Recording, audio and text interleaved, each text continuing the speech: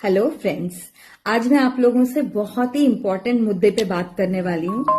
इसके बारे में बहुत लोगों को पता ही नहीं है, तो जरूरी है कि मैं एज अ वेलनेस कोच उन्हें जागरूक करूं।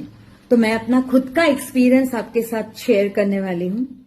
अक्सर आपने लोगों को ये कहते हुए सुना होगा कि मुझे बॉडी में कोई पेन नहीं है, मेरा कभी हेडेक नहीं होता, मैं कभी कॉन्स्टिपेटेड नहीं रहती, मेरा बाउल मूवमेंट बहुत समय पे है, मेरी बायोलॉजिकल रिदम सर्केडियन रिदम से जुड़ी हुई है और मैं तो बहुत हेल्दी हूं।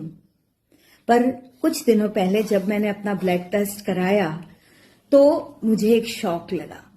मेरी जो ये रिपोर्ट थी, इस रिपोर्ट में मेरा ट्राइग्लिसराइड हाई था और मेरा यूरिक एसिड हाई था। तो ये बड़ा ही स्ट्रेस देने वाला बात थी।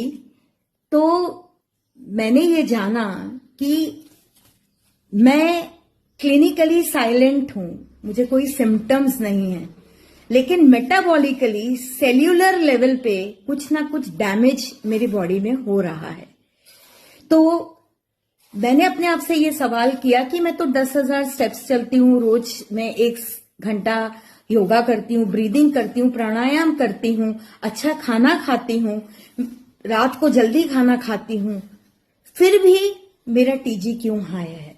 मेरे ऑयल में अच्छे एंटी इंफ्लेमेटरी ऑयल यूज करते हैं, ऑलिव, कोकोनट, घी, सरसों का तेल। तो ऐसा क्या हुआ, ऐसा क्यों है? तो ये मेरे मन में एक बहुत ही बड़ा क्वेश्चन था।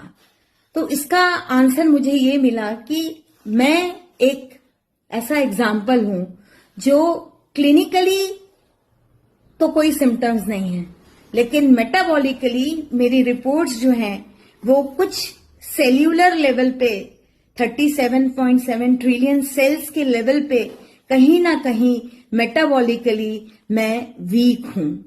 तो मुझे इसे अपने आप को सुधारने की जरूरत है। मैंने एक्सेप्ट किया और मैंने पढ़ना शुरू किया कि मैं क्या कर सकती हूं कि नेक्स्ट टाइम मेरा यूरिक एसिड कम हो जाए और मेरा टीजी जो है, ट्राइग्लिसराइड्स भी कम हो जाए। तो मैंने काफी ऐसे प्रिकॉशंस लिए जो आप मेरे कैप्शन बॉक्स में देख सकते हैं।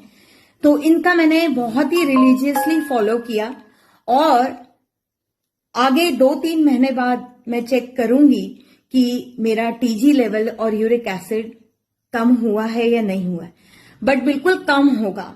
तो देखिए, आपको ऊपर से लग रहा होगा कि आप सब कुछ अच्छा कर रहे हैं बॉडी के लिए, पॉजिटिव अफर्मेशंस बोल रहे हैं, आप अच्छा खा रहे हैं, घूम रहे हैं, सेडेंटरी लाइफस्टाइल नहीं है आपकी, आप बहुत पॉजिटिव माइंडसेट है, कभी आपको कोई पेन नहीं, दिन भर आप काम करते हैं, एनर्जेटिक फील होता है, फिर भी सेल्यूलर लेवल पे मेटाबॉलिकली आप अनफिट हो सकते हैं, जैसे कि मैं थी।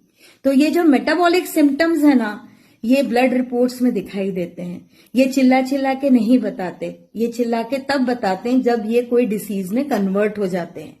जिनको डिसीजेज हैं उनके तो ऑलरेडी सेल्यूलर लेवल पे डैमेज है, बट मेरे जैसा इंसान जो कि फिट एंड फाइन है, जो कि इतना काम करता है, ब्रेन वर्क बहुत ज्यादा है, फिजिकल वर्क भी मैं बहुत करती हूँ, अपने मेंटल स्ट्रेस का भी ध्यान रखती हूँ, फिजिकल बॉडी का भी ध्यान रखती हूँ, सोल लेवल पे भी मैं काम करती हूँ। तो ये एक साइलेंट सायरन है आप लोगों के लिए। तो मैं हमेशा आपको यही कहूंगी कि आप अपना ब्लड टेस्ट जरूर 1 साल में एक बार बताइए। बाहरी कहानी तो बहुत सुंदर है, लेकिन अंदर की कहानी को जानने के लिए ब्लड टेस्ट करवाना बहुत जरूरी है। तो आप बहुत सारे इंपॉर्टेंट हेल्थ मार्कर्स हैं, फास्टिंग शुगर, फास्टिंग इंसुलिन, आपका HbA1c, आपका LFT, KFT, थायराइड, और ऐसे कुछ टेस्ट आप डॉक्टर से पूछ लीजिए। आपके vitamin level, vitamin D, B12, C, calcium, ये सब चीजें ठीक हैं या नहीं है। तो मैंने एक लेसन लर्न किया और मैंने सोचा कि ये लेसन मैं आप लोगों के साथ शेयर करूं ताकि आप लोग भी हील हो सके।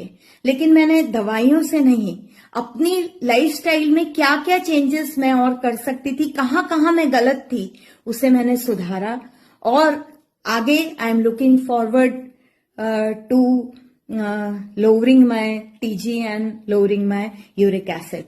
So my advice to you is metabolical symptoms आपको चिल्ला के नहीं बताएंगे, वो साइलेंट हैं। जब तक कि हमारी बॉडी चिल्ला चिल्ला के हमें नहीं बताती, जब डिसीज आ जाती है तो फिर बॉडी बताती है।